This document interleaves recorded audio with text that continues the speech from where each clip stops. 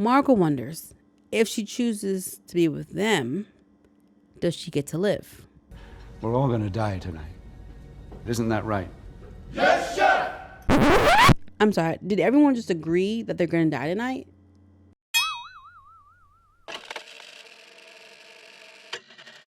Hey guys, my name is Lisa M. Waring, and this is Real Talk, a podcast where I discuss movies and TV more extensively and how art imitates life, imitates art.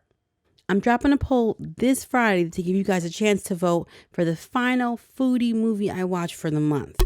So look out for that.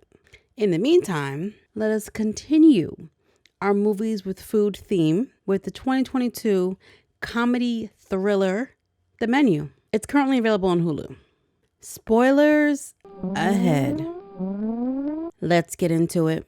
Tyler and Margot are waiting at the dock. Tyler is taking Margot to an exclusive restaurant on an island. Clearly, Margot was out of his league. But get this, the price tag is $1,250 per head.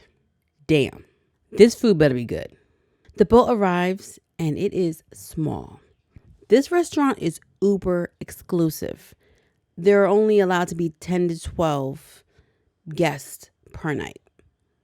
Along with Tyler and Margot, we have 3 trust fund douchebags, a pretentious critic and her lackey, a washed-up actor and his publicist, I think, and an older couple. The older man locks eyes with Margot, who gets nervous and looks away. I think she knows him. Everyone on board is treated to a welcome dish of some local raw oyster with mignette emulsion with lemon and caviar on an oyster leaf. I'm telling you guys right now, I'm going to probably be butchering some of these names. So apologies in advance.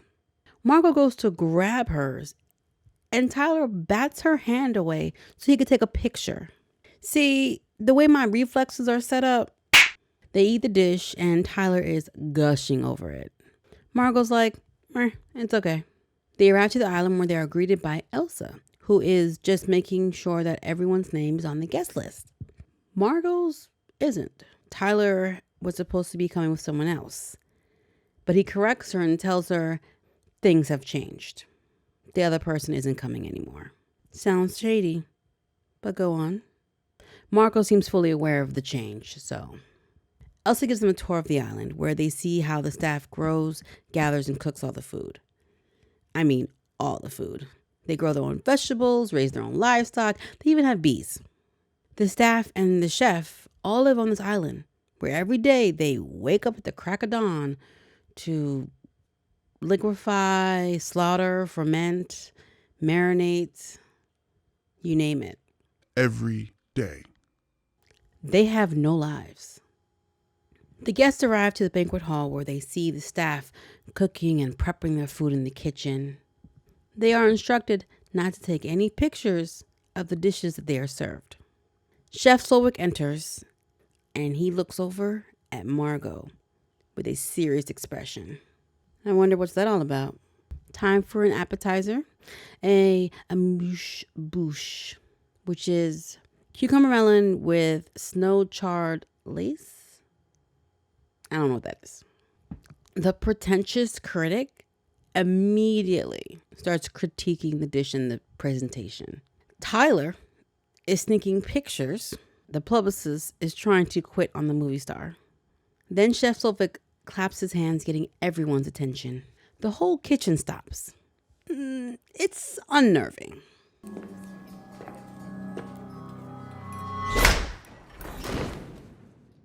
He instructs them not to eat. They must taste, savor, relish. They are served the first course, titled The Island, which is plants from around the island, placed on rocks, covered in barely frozen filtered seawater. I'm sorry, is this food? I believe they mentioned there being scallops somewhere in there. Time for the second course. Is he gonna keep doing that? Apparently, this is something he does at every course. This time, he includes the origin story of bread and how it was originally for just the poor and for the common man. But none of them are common. So, no bread for any of them. He serves them what is called a breadless plate with savory condiments.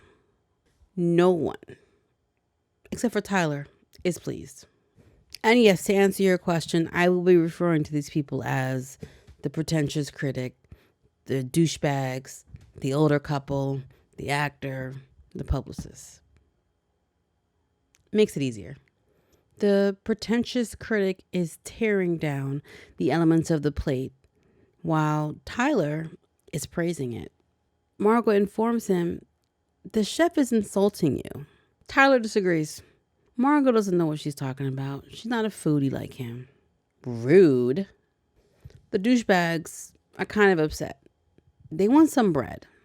They call Elsa over and they try to pull the you know who we are card. Doesn't work. Elsa says no. No bread for you. Chef comes over to Margot and Tyler's table. Tyler is excited. Chef is more interested in Margot and the fact that she's not eating. Why isn't she eating? Margot's not hungry. Chef wants her to eat. She should be eating. Let me tell you something about Margot. Margot will eat when she wants to eat, which is exactly what she tells him. Girl's got some sass. Third course arrives, and this one's called Memory.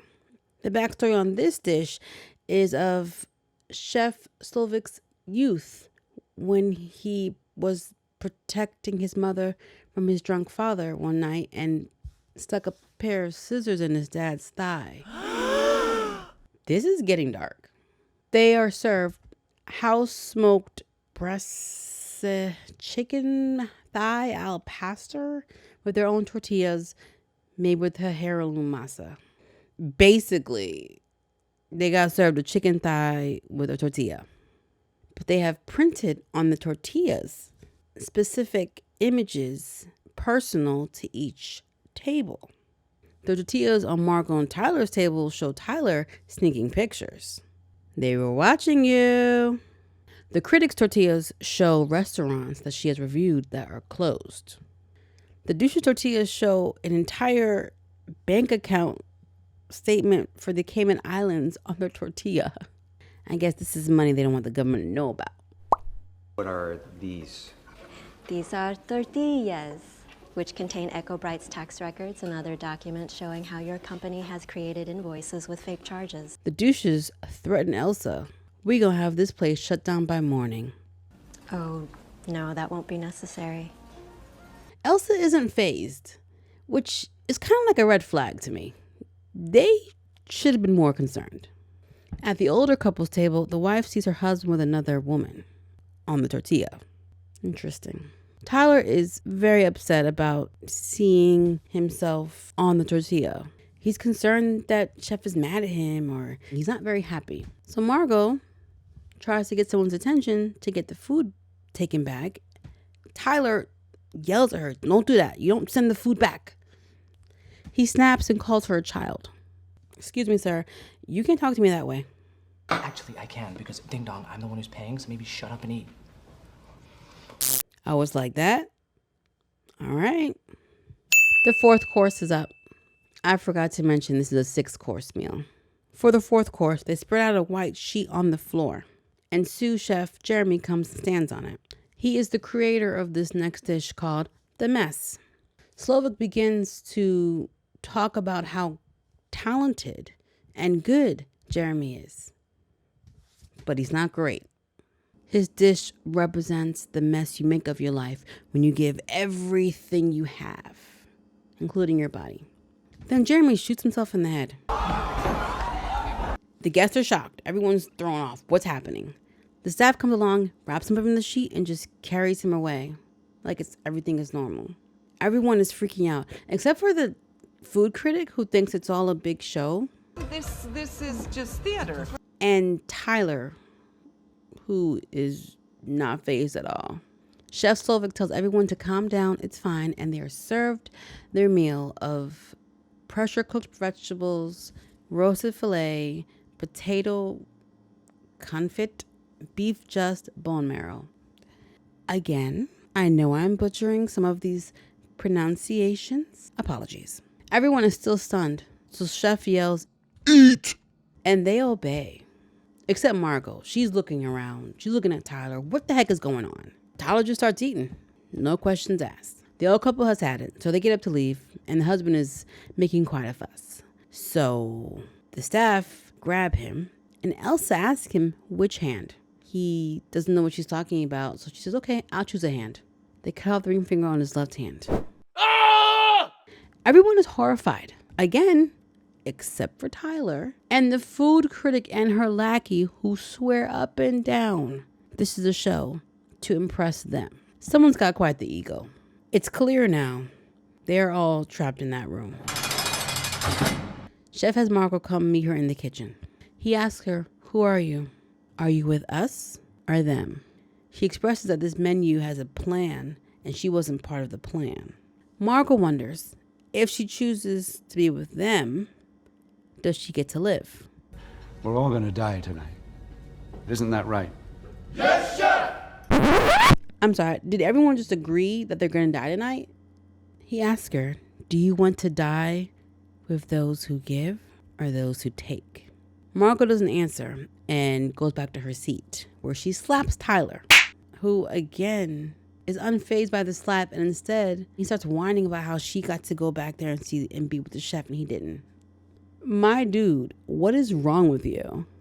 It's time for a palate cleanser. Wild bergamot and red clover tea. They got served tea, all right? I'm tired of saying these names wrong. They demand to know why are they there and what is happening. So Chef starts telling them. The critic has killed off careers with her reviews. He cues the lights and they see outside the angel investor who owns the restaurant is hanging from wires with wings on. Cute. Slovic has him released into the ocean like a fallen angel where he is drowned. Slovic says, now I am free. Chef calls Margot to the back again where they have a discussion about being servers in the industry and how he can spot a fellow server. And that's when you realize Margot is an escort. That explains a lot, actually. I haven't desired to cook for someone in ages. And one does miss that feeling. Chef has everyone go outside and line up for their 5th course, which is called Men's Folly. He says the male diners have a chance to escape. The men all start running. The older husband actually leaves his wife. You butthole? Except for Tyler. Tyler stays. He wants his courses. Chef makes him run away anyway. You too. The women are taken back inside where they sit down for their course. Men's Folly is Dungeness crab, fermented yogurt whey, dried sea lettuce, umboshi, and kelp. Sounds yummy. The cooks find and catch all the men. They kind of suck at this. We found out that Margot's real name is Erin. But for the sake of conclusion, I'm going to just keep calling her Margot. Once everyone is returned and sat back in the dining room, Chef approaches Tyler's table and asks him why he's there. Tyler just wants to experience good food. Turns out, Tyler knew the plan all along. And apparently his girlfriend broke up with him before he could bring her there. And he decided to hire Margot because Chef does not accept single reservations. He brought her there to die. Margot attacks him. That's right. Get him, girl. Chef has Tyler go into the kitchen and cook in front of everybody. Tyler's having a mini breakdown. On screen, they show you the mess that he makes. It's called Tyler's bullshit. Uncooked lamb, an inedible chalet, leek butter sauce, utter lack of cohesion. Chef whispers something into Tyler's ear, which crushes him.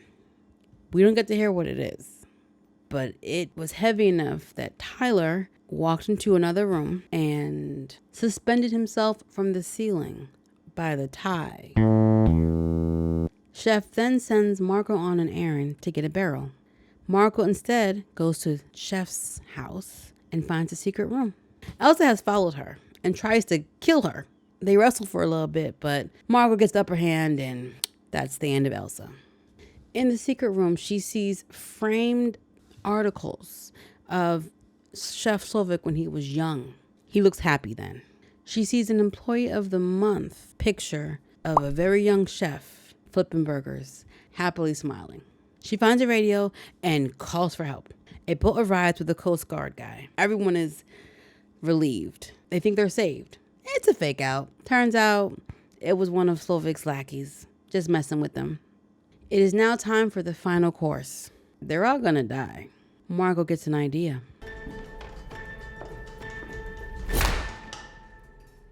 She tells him she does not like his food and she wants to send it back. Ouch. You know what I'd really like? Tell me. A cheeseburger. With fries. Ooh. Get him, girl. Slowa goes to make it for her. You can see him smiling as he's making it, enjoying himself. He brings it to Margot, who takes a bite. I mean, this burger, it looks amazing. I'm so hungry. Margot bites into it and enjoys it. She says that she's full, though, and wants to take her food to go. He packs up her food with a gift bag and lets her go. No one moves to go with her. Margot walks out and gets on the boat that the fake Coast Guard had arrived on. Slowa collects the money for the bill, which is freaking hilarious considering no one's walking out of there alive, but okay. He makes a speech to the room, telling them how in their own way they represent the ruin of his life. They coat the table and chairs with graham crackers and fudge and chocolate, and they put marshmallow coats on everyone with chocolate hats. He's turning them into s'mores, cool and gross. As the place goes ablaze, you can see Margot on the boat, watching from a safe distance, eating her cheeseburger. She takes the menu out and from her gift bag and wipes her mouth with it. Roll credits. My thoughts. This is a ridiculous, outrageous movie, and I love it. I love the comic way they approach the divided mentality between the upper class and the lower class. Margot represents those of us without money and power and prestige. We, like her, think that these people have spent too much time answering to no one or getting their own way, and they are out of touch with reality. We have reached the base camp of Mount Bullshit. This is insane. They haven't had to struggle or fight for their survival the way Margot has. I think this makes her more observant. She sees things and gives her a primal survival instinct that allows for her to outsmart Slovak. These people go along with the status quo and the norms of etiquette. They don't really make a concerted effort to try to escape. And even given the opportunity, they do a poor job of it.